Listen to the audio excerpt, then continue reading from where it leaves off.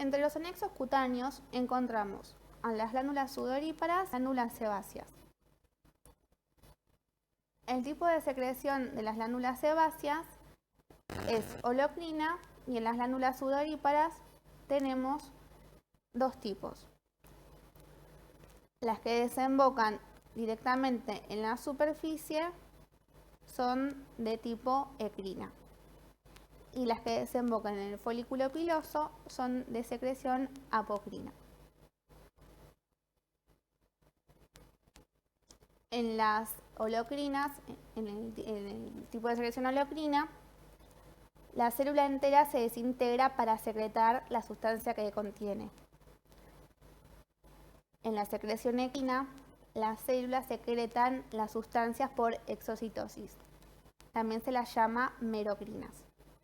Y en las apocrinas, una parte de la membrana plasmática sale de la célula conteniendo la secreción.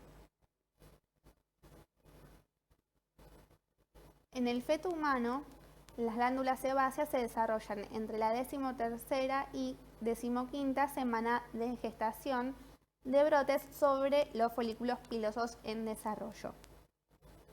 Al nacer están bien desarrolladas y seguidamente experimentan una regresión y permanecen pequeñas hasta que vuelven a aumentar de tamaño en el comienzo de la pubertad, con aumento también de la producción de sebo. Las glándulas sebáceas se encuentran formando parte del complejo pilosebáceo y se encuentran rodeadas también, se encuentran como todos los anexos, por dermis perianexial. Pero también se pueden hallar en forma aislada en regiones como el pezón, la areola mamaria, los labios menores y cavidad interna del prepucio, y en los párpados constituyen las glándulas de meibomio y en el epitelio bucal los puntos de Fordyce. Es decir, en estas localizaciones los conductos sebáceos no se abren en un conducto, o sea, no se van a abrir en el folículo piloso, sino que se abren directamente a la superficie de la piel. Están ausentes en palmas y plantas, y en el dorso de las manos y los pies son muy escasas. El tamaño de la glándula sebácea varía de acuerdo a la zona en que se encuentren. Los sitios seborreicos, los principales sitios seborreicos son la cara, el cuero cabelludo y la parte superior del tórax. Y en estos sitios las glándulas sebáceas son más grandes. Y es donde se asienta el acné.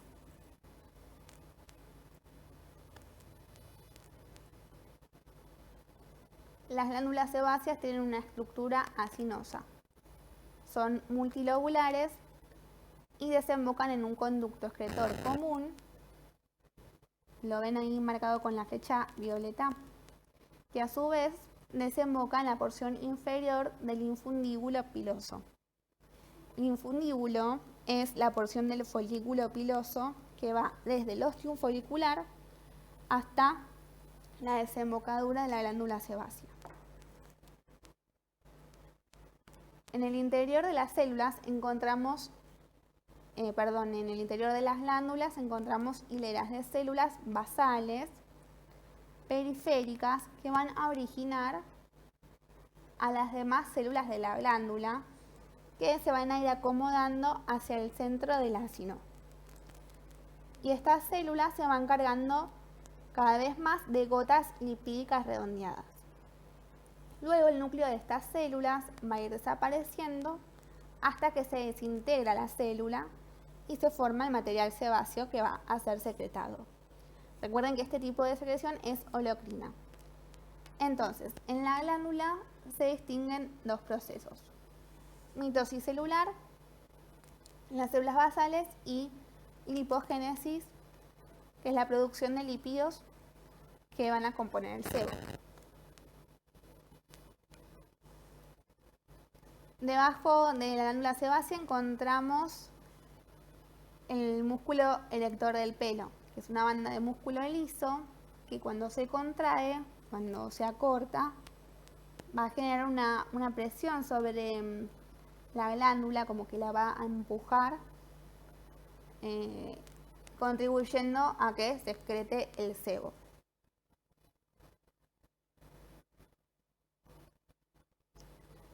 No se identifica inervación motora en estas glándulas, ni tampoco, y no responden a mediadores neurohumorales. La estimulación fundamentalmente está a cargo de los andrógenos, los que explica el aspecto seborreico de la cara y el cuero cabelludo en la adolescencia. Dentro de las glándulas encontramos enzimas alfa-5 reductasa y también las enzimas deshidrogenasas. La alfa-5 reductasa lo que va a hacer es transformar la testosterona en el metabolito activo que es la dihidrotestosterona.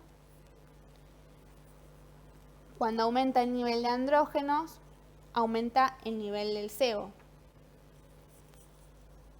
Es decir, la glándula va a estar estimulada por entonces los andrógenos y va también por el contrario,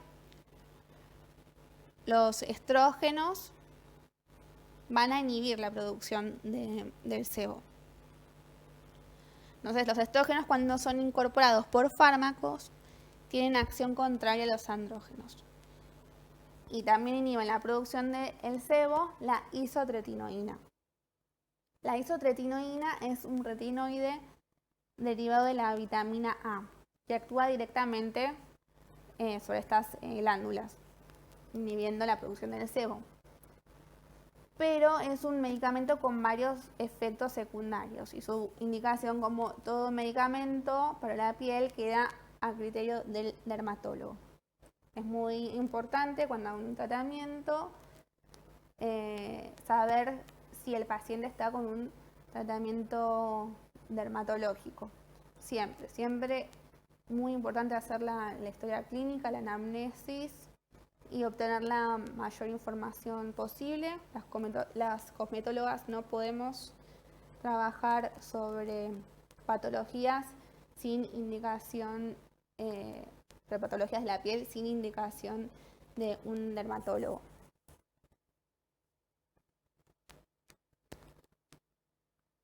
Bueno, las glándulas tienden a atrofiarse durante la menopausia, las glándulas sebáceas. Vamos a hablar del sebo. La célula, tras su muerte, se desintegra totalmente y se transforma en material sebáceo. El sebo, junto con los subproductos de la queratinización de la epidermis, forman la película lipídica. Recuerden que la piel posee un manto hidrolipídico, entonces la parte lipídica tiene doble origen, el correspondiente a la queratinización y cornificación de la epidermis y al sebo. El sebo está constituido por triglicéridos que se transforman en ácidos grasos libres, también por ácidos grasos esterificados, escualenos y otros hidrocarburos. Los triglicéridos se transforman en ácidos grasos libres por la acción de las lipasas de la flora bacteriana. ¿Esto qué quiere decir? Lipasa, lo que quiere decir acción lipasa es que va a destruir, va a romper, cortar lípidos. ¿Cómo es la estructura del triglicérido? Acá, bueno, no tengo una imagen, pero imagínense una E mayúscula, donde tenemos la línea vertical que representa al glicerol y las 3 rayitas horizontales podrían ser los ácidos grasos. Hagamos así, imagínense eso. Bueno, entonces lo que va a hacer el Propionibacterium magnes, que lo tenemos en la flora bacteriana normal, es cortar esa estructura, va a romper y van a quedar, por un lado, el glicerol, los glicéridos, y por el otro lado, los ácidos grasos libres. Pero ¿qué pasa en el acné? Si esta bacteria la tenemos siempre. Bueno, sucede que cuando tenemos mayor producción de sebo, la actividad de estas bacterias va a aumentar. Pero estas lipasas bacterianas, ¿no? el Propionibacterium magnes, además de convertir los lípidos en ácidos grasos, también produce mediadores proinflamatorios, que va a llevar una respuesta inflamatoria. Entonces, tenemos por un lado la obstrucción del material sebáceo, que no va a tener, no se va a poder excretar adecuadamente por toda la cantidad de sebo que hay, y además la inflamación y también la infección por la bacteria, que va a estar con mayor actividad, que ya va a pasar la cantidad normal que contiene la flora en condiciones normales, ¿no? Y entonces también se van a producir pústulas.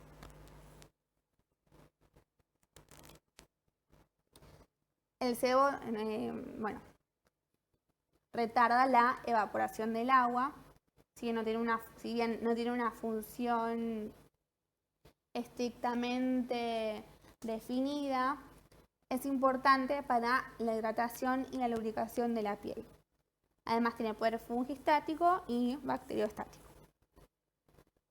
La hipersecreción del sebo se denomina seborrea y es el verdadero combustible del acné vulgar.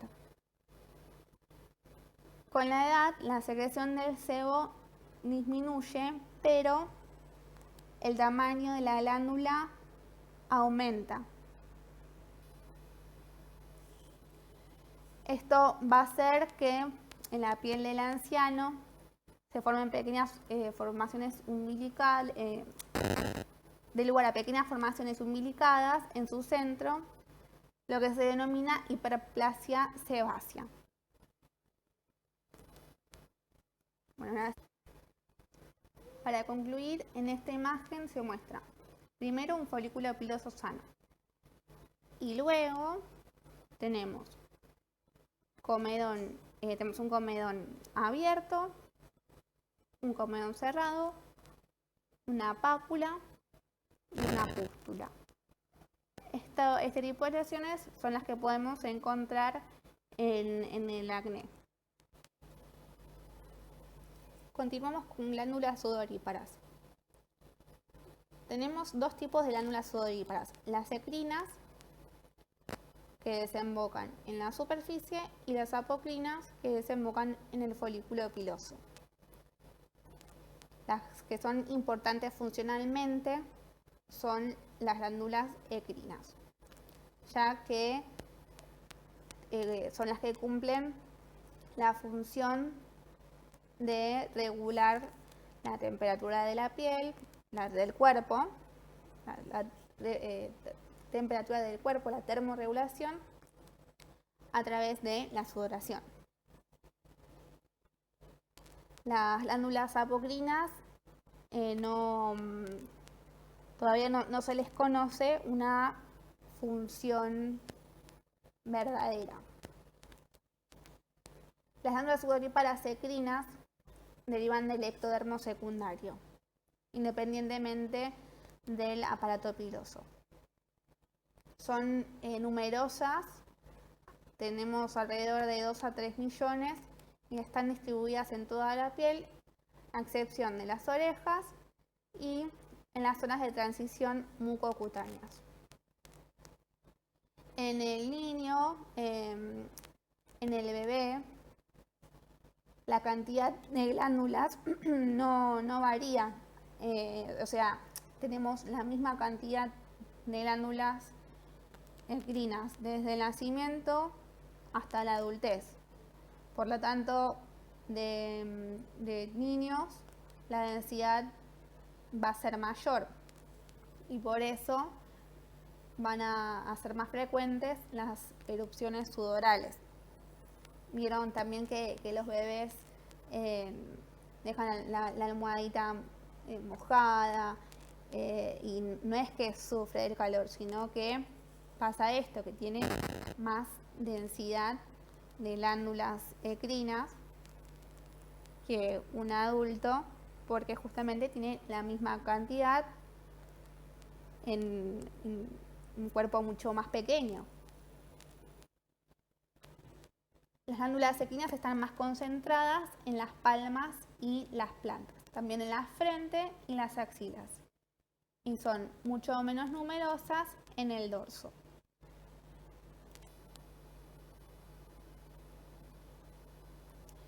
Tenemos a la izquierda una glándula endocrina y la de la derecha la glándula apocrina. La estructura de la glándula sudorípara endocrina consta de un ovillo o un adenómero, el conducto excretor y el acrosiringio. El ovillo o adenómero va a tener dos tercios del ovillo o el adenómero va a corresponder a la porción secretora y un tercio a la porción excretora. Dentro de la porción secretora vamos a encontrar células miopiteliales, células claras, que son las secretoras del sudor, que van a estar cargadas de glucógeno, y las células oscuras. El conducto excretor está formado por una doble hilera de pequeñas células cuboides, que van a ser las células internas o luminales y las células externas o basales. Este conducto se afina a medida que asciende por la dermis y al penetrar en la epidermis va a formar el acrosiringio, que este conducto entonces se vuelve a ensanchar y se hace espiralado hasta que se abre al exterior por el poro sudoríparo. Entonces acá tenemos las células del acrosiringio, del conducto excretor y del adenómero, más precisamente la porción secretora, que va a contener células claras, células oscuras y células miopiteliales. La producción del sudor tiene lugar en las células claras y tenemos un mecanismo muy importante en esta producción de sudor, que es el de la bomba de sodio. Encontramos dos tipos de sudor. El sudor precursor es ligeramente hipertónico o isotónico con respecto al plasma. Y el sudor definitivo es hipotónico. Es una solución incolora, inodora, hipotónica, compuesta por agua y solutos. El sodio, el cloro, el potasio, también urea, proteínas, lípidos, aminoácidos, calcio, fósforo y hierro. El lactato y la urea son las dos moléculas inorgánicas que se encuentran en el sudor. Como dijimos, el sudor tiene un rol fundamental en el balance homeotérmico. Pasamos a hacer un par de aclaraciones, porque ¿qué fue todo esto que dijimos? Para empezar, quiero explicarles un poquito el concepto de ósmosis. Cuando tenemos, fíjense que tenemos dos imágenes. La primera imagen tenemos dos compartimientos. Los círculos vendrían a ser los solutos, bueno, el resto es agua. El agua en la membrana semipermeable va a tender a dirigirse al sitio donde haya más concentración de solutos. ¿Para qué? Para nivelarlo, para que haya igual concentración. O sea, esto es lo que va a suceder pasivamente. El agua, para buscar el organismo, para que haya un equilibrio, va a hacer que esa agua que se encuentra en el compartimiento que tiene menor cantidad de solutos pase a ese compartimiento que tiene más cantidad de solutos para nivelar y tener la misma concentración, como lo tenemos en la imagen de la derecha, una vez que el agua ya pasó al otro compartimiento para nivelar.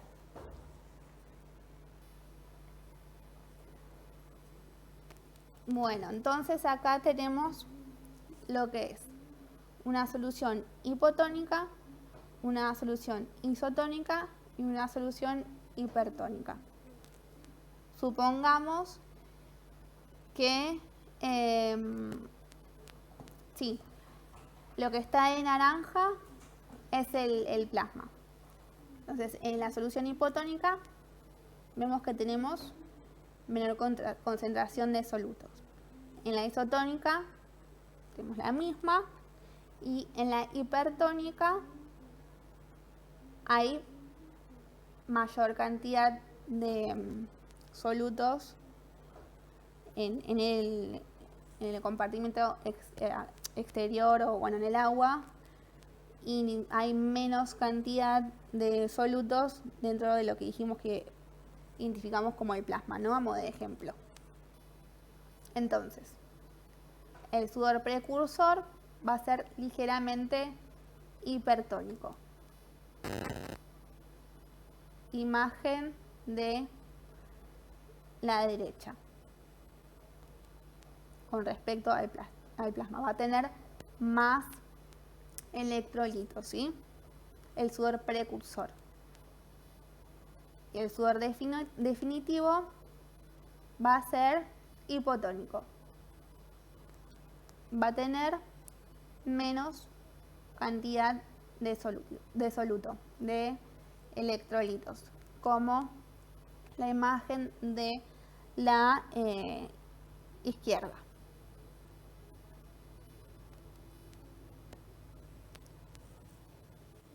Lo que sucede es lo siguiente. Lo que va a haber es una bomba de sodio que va a transportar el sodio del interior de la célula hacia la luz de la glándula, ¿no?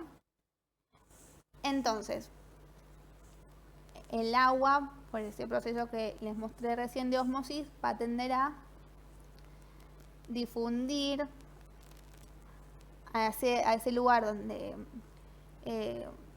fueron, digamos, largados, transportados los iones de sodio para equilibrar. Entonces ahí vamos a tener la producción del sudor. Como es el sudor precursor y tenemos ahí los iones de sodio dando vuelta, y va a ser ligeramente hipertónico con respecto al plasma. Ese es el sudor precursor. Pero después, a medida que la secreción progresa por el conducto excretor, se reabsorbe ese sodio que fue expulsado al espacio extracelular, se reabsorbe. Con esta reabsorción de sodio es que el sudor definitivo se vuelve hipotónico, porque quedó con más agua, pero al reabsorberse el sodio, con menos soluto. Pero ¿qué pasa? También la capacidad de la reabsorción del sodio del conducto es solamente un cuarto de la capacidad secretoria, capacidad secretoria del sodio del glomérulo. Entonces, las células del glomérulo van a largar sodio, ¿no? Pero después, para formar el sudor precursor, pero después la reabsorción va a ser menor que esa cantidad que se largó.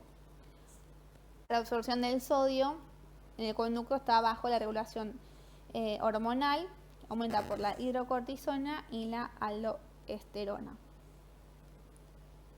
Y es disminuida por la hormona antidiurética.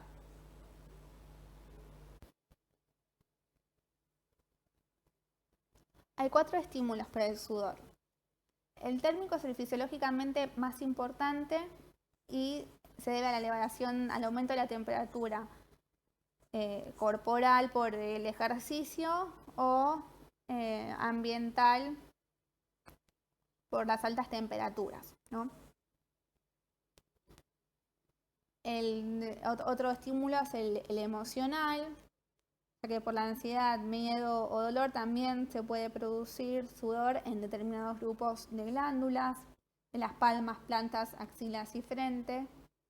El gustatorio, en particular los alimentos picantes, son capaces de producir una respuesta sudoral en la cara. Y también por estímulo directo local, no calórico, que provoca la sudación por reflejo axónico. El sudor de estas glándulas ecrinas se va a asociar con el sebo y va a formar la película hidrolipídica de la superficie de la piel, que va a regular la evaporación y asegurar la hidratación, suavidad y flexibilidad del tejido.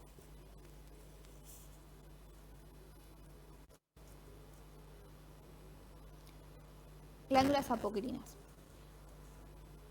Las glándulas apocrinas son un anexo del aparato pilosebáceo. Durante la etapa embrionaria se forma de un pequeño engrosamiento de la vaina radicular externa, que es del mismo que, por encima de ese brote que va a dar origen a la glándula sebácea. Es una glándula de tipo tubular simple, con una porción secretora arrollada, el glomérulo, y el conducto excretor, que es más o menos rectilíneo y va a desembocar en el folículo piloso. Entonces, también su estructura va a constar de un glomérulo y un conducto excretor. El glomérulo va a estar alojado en la parte profunda de la dermis o la hipodermis, y las células del tubo secretor tienen distinta altura según la fase de secreción.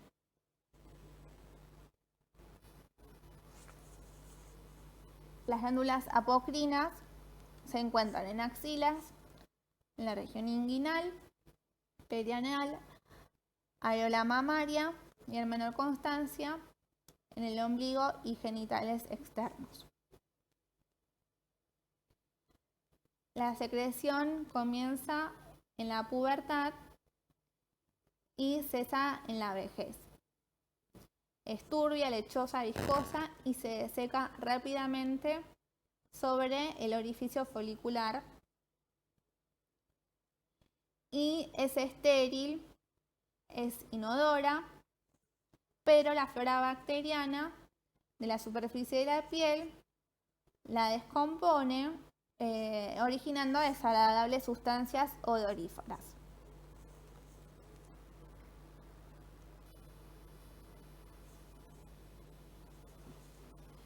El conducto excretor está compuesto por 2 capas de células cuboides y se consideran 2 aspectos. La secreción como un proceso continuo y la excreción episódica, que va a ser el vaciamiento del reservorio de la secreción, es decir, se va a secretar este sudor en la glándula y luego, o sea, continuamente, pero solamente se va a expulsar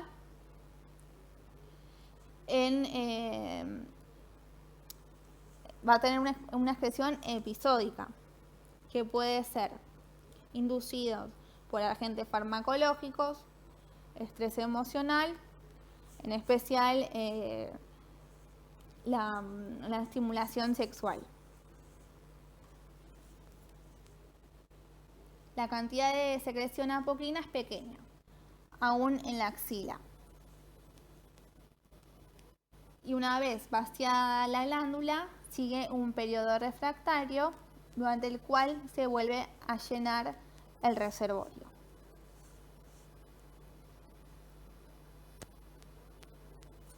Acá tenemos comparadas lo que es la glándula acrina y la apocrina. La función de las glándulas apocrinas en el hombre se desconoce, pero son asientos de varios procesos dermatológicos. Y en este cuadro, que está en el cuadro 23.1 del libro de Cordero, tenemos la comparación de las características entre las 2 glándulas sudoríparas. La verdad que está muy bueno para estudiarlo, ya que lo resume y a su vez es muy completo. Pero lean todo, ¿sí?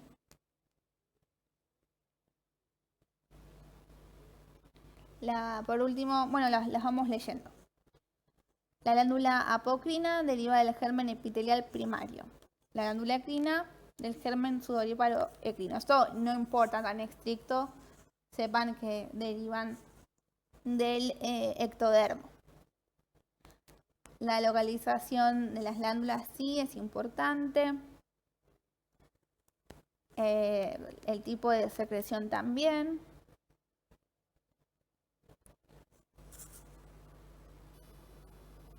La inervación. En las glándulas apocrinas solo hay inervación adrenérgica. En las glándulas ecrinas la inervación es colinérgica.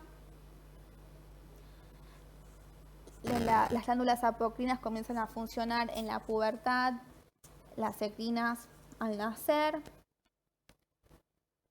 Fíjense también las diferencias en la secreción del sudor,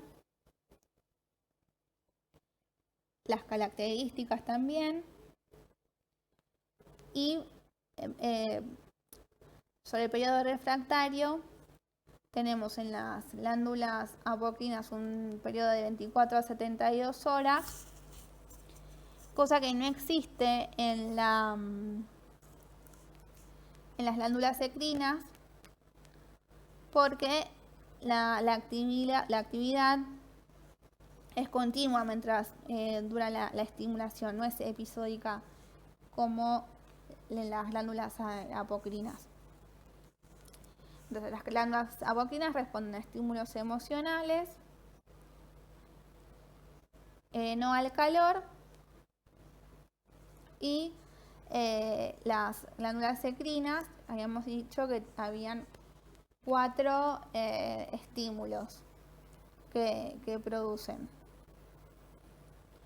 La importancia fisiológica de las glándulas apocrinas no la encontramos, sino que la única importancia que tiene es por ser sitio de procesos patológicos. Y sí, muy importante, en las glándulas sudoríparas endocrinas, que hacen de la piel el órgano mayor de la termorregulación.